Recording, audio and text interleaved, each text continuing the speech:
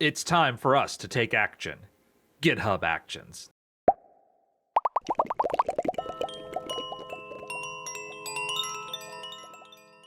Welcome to this video on GitHub and DevOps.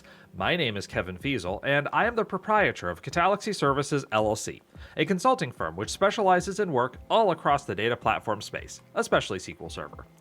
We've talked about forking repositories and working with issues and projects so far in this series.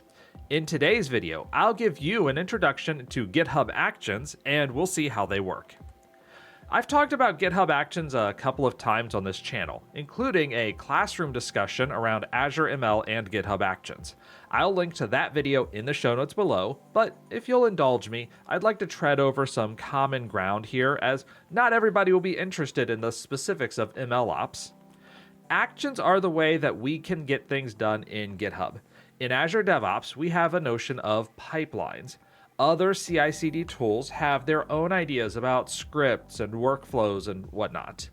At the end of the day, all of these tools are doing the same thing, executing some specific code upon some specific trigger. These are all fancy code running tools. Now let's dig in specifically to how GitHub Actions work. The first thing we need to think about with GitHub Actions is runners. Runners are virtual machines that you can use to run code. GitHub provides its own runners, called, surprisingly enough, GitHub Runners, which are Azure VMs we can use for code deployment. They have VMs with Windows, macOS, and Ubuntu Linux installed, and we can choose from among any of those three. We can also use something called self-hosted runners.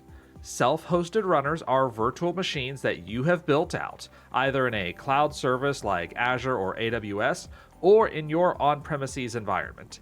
You can execute GitHub Actions on one of these runners as well, and there are a couple of reasons why you might want to use self-hosted runners.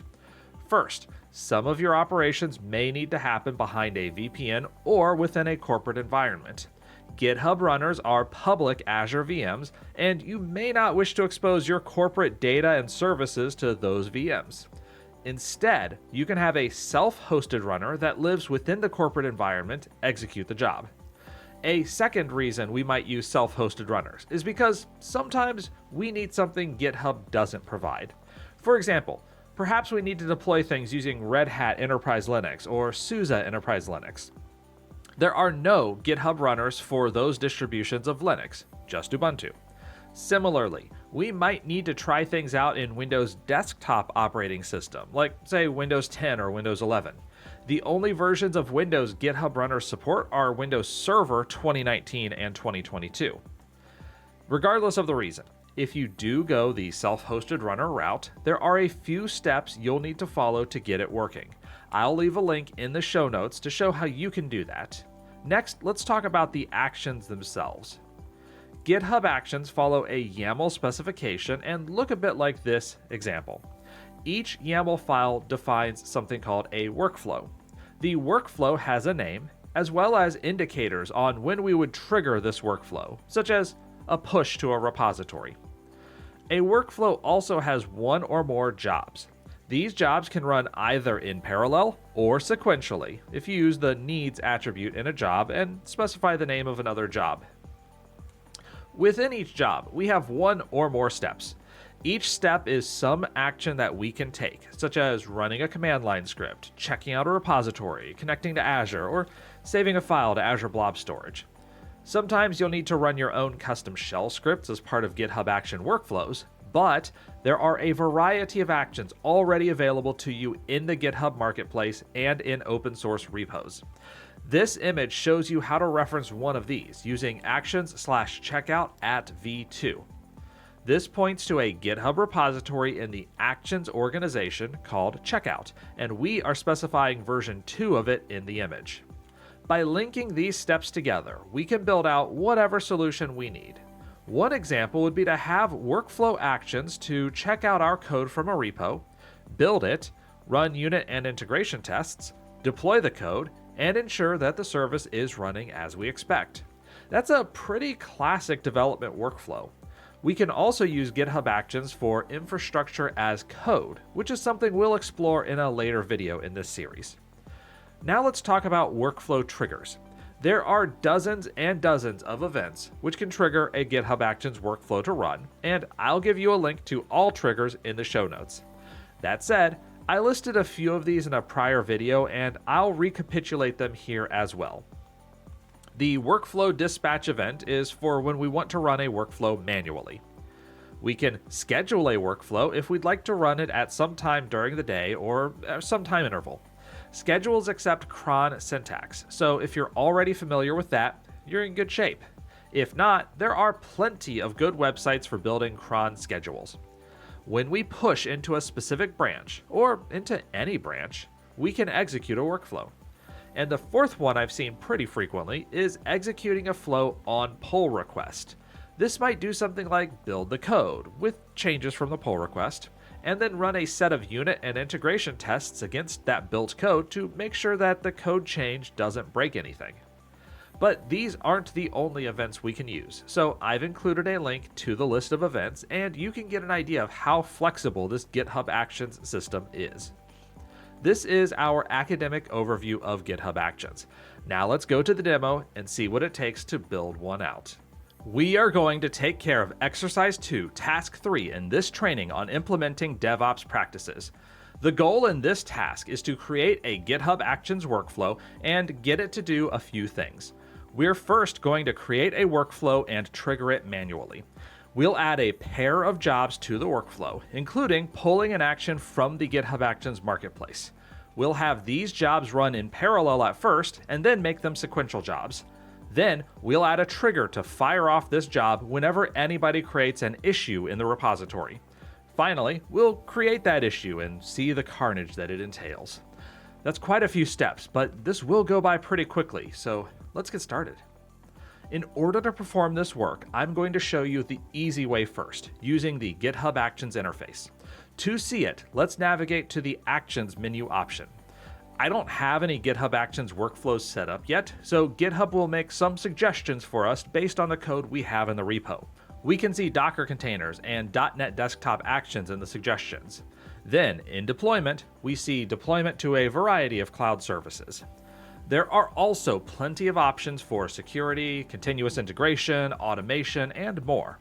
You're welcome to check out these templates, and some of them are really useful.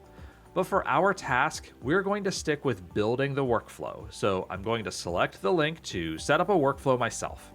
That creates a blank YAML file in my main branch. Nature abhors a vacuum, so let's start filling this in.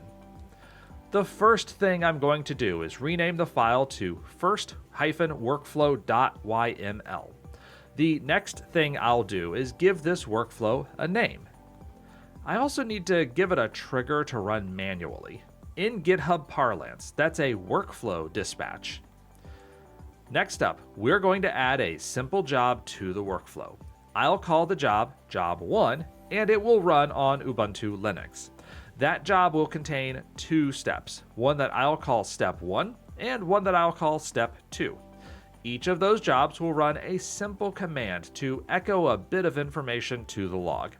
The first will write out log from Step 1, and the second will write out log from Step 2, and that'll do it.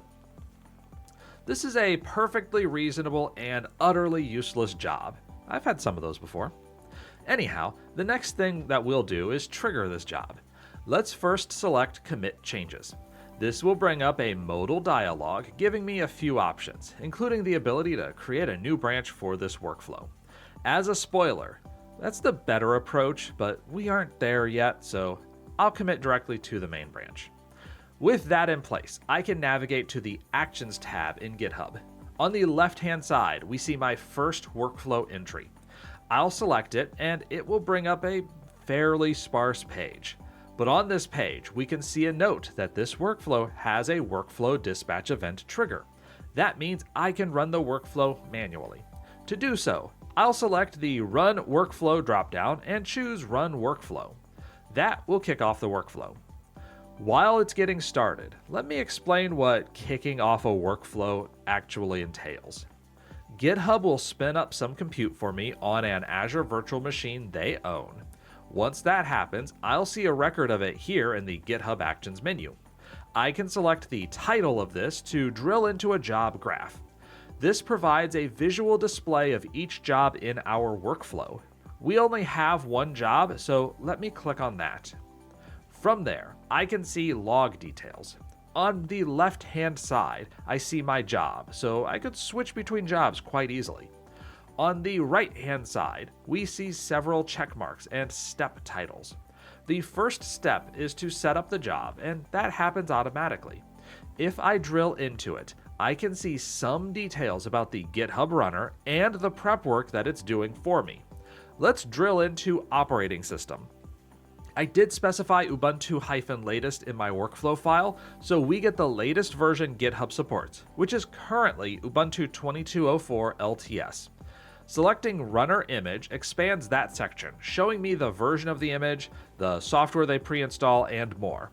In case you're interested in seeing these versions, you can select the Markdown link and see in GitHub a listing of what they install by default. There's a lot in here, including AWS, Azure CLIs, tools for a variety of programming languages, integrations with several database platforms, and a lot of what you would need as a developer on a wide variety of platforms. That said, it doesn't cover everything, so you may need to install your own software on it as well. Next, I'll drill into step 1, the first step that we created. We can see one command to run an echo statement, and I can drill into it as well as see the actual echo statement and the result in the log. Step 2 covers the same thing, unsurprisingly. The final step is to complete the job. I'll drill in on it, and we see an entry about cleaning up orphan processes. This, like the setup step, is something GitHub adds automatically, and we don't need to worry about it. What I'd like to do now is modify that workflow and add a second job. I'll go back to the Code tab. On here, all GitHub Actions workflows are in a .github folder and a Workflows subfolder. Let's navigate into that folder, and we'll see first workflow.yaml. I'll select that YAML file. This gives me a display of the file and code. Let me talk briefly about this page, as I didn't cover it in the overview video. When we look at a code file, GitHub gives us a pretty good amount of information. By default, we see the code itself. We can see that GitHub adds line numbers to the code, making it easier to identify a line of code during a discussion or a review. If I switch tabs to Blame, I can see who is responsible for each line of code's most recent change and when that change occurred. There's not much here yet, as I was the person who created the entire file all at once, but this can be quite valuable when a larger team deals with substantial code files over a longer period of time. Let's switch out of the Blame view and back to the code view. We can see in the header that this file is 13 lines long and 11 of them have code, totaling 214 bytes of text. If I click on a given word, like say runs on, it will show me any times that symbol shows up in the repo. Note that this doesn't work on every word. If I select Ubuntu latest, I can see references. If I select name, I can see references. But if I select step or echo or something like that, no references for me. Okay, let's close that box and keep up the learning. Along the top right, there are a few buttons. The first one reads raw, and if I select that, I get the raw text file. This is really useful if you need to copy and paste a script into a command prompt. I don't, however, so I'll navigate back into my browser to the full page. The next button lets me copy the raw file, and the third gives me a chance to download the raw file. I will tantalizingly ignore the next button, as that is our destination, and like any RPG, we need to do all the side quests first. If I select one of these lines of code, GitHub highlights that line of code and gives me an ellipsis. Let's select that ellipsis button. It brings up a menu, letting me do a few things. I can copy the line of code or a permalink to the line. I can view blame for the line, which is functionally equivalent to selecting the blame button above. I can create a new GitHub issue and reference this line of code. That makes it easy for developers to know what I'm seeing. The next thing I can do is view it in github.dev. What is github.dev, you might ask? Well, let me select it. It turns out that github.dev is a functional version of Visual Studio Code running within GitHub.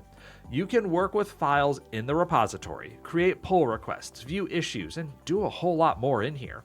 GitHub.dev doesn't totally replace having a local installation of VS Code as an IDE, but it sure goes a long way. Nonetheless, I will again need to reverse out of this, as I don't want to use GitHub.dev this time around. Instead, I'll select the drop-down next to the pencil icon. This lets me edit the file. I can edit it in place, which is very similar to the UI we saw before when I created the file. I can also open the file with GitHub.dev here, or I could open it in GitHub Desktop on my local machine. I'll choose Edit in place. This brings me back to the edit screen. On here, I want to add a second job to the workflow. I'll call it Job 2. Now, I'd really like to use a Marketplace action here rather than echoing something myself. There are a few ways to search in the GitHub Actions Marketplace, but this interface provides me a nice way of seeing what's available to me. I'll search for CalSays, which is a classic toy app in Linux. We can see one entry available, so I'll select it. When I select the link, it shows me how to incorporate CalSays into an existing YAML file.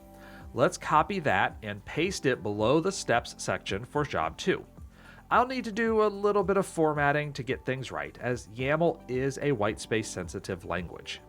Make sure that the hyphen before name is one level deeper than steps. Everything else needs to be lined up with the word name, so one level deeper than the hyphen. We can see that it has a uses command, and that ties to the CalSays action.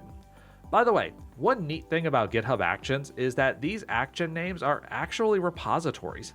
If I copy this and open a new browser tab, I can put github.com in the browser and then paste in the action name. Hit enter, and we can see the CalSays action repo. If you ever need to dig into the code for an action, this is a really easy way to do it. Okay, let's close that tab and get back to the workflow. We have a with clause that includes the parameters we send to the action. There are two parameters, text and color. For text, I'll write the phrase, quote, ready for prod, ship it, unquote. Then, for the color, I'll choose magenta. As a quick warning, even though we set the color here, there's no guarantee that GitHub Actions logs will show things in magenta. It's a sad world, but it's the one in which we live. Anyhow, I now have an updated workflow, so let's commit this change. I'll commit it straight to the main branch and then go back to the Actions tab. On the Actions tab, I can select First Workflow again on the left-hand side. Just as before, I'll trigger a manual workflow against the main branch. We have to spin up a new runner, so this will take a few seconds, but pretty soon I'll see it on the screen and can drill in.